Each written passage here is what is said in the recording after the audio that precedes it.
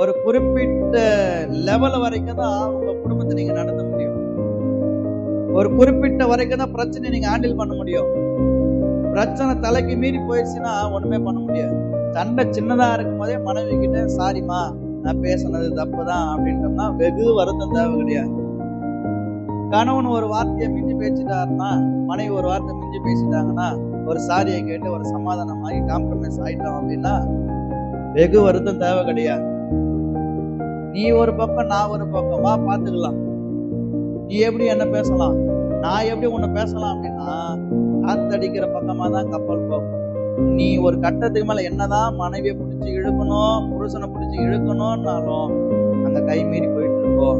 வெகு வருத்தத்தோட குடும்பத்தை நடத்தணும். பிரச்சனை சின்னதா இருக்கும் போதே பிடிங்கி கிள்ளி எரிஞ்சு போட்டுட்டோம்னா அது உங்களுக்கு பாதிப்பை தராது. பிரச்சனையை வளர விட்டீங்கன்னா அது குடும்பத்தையே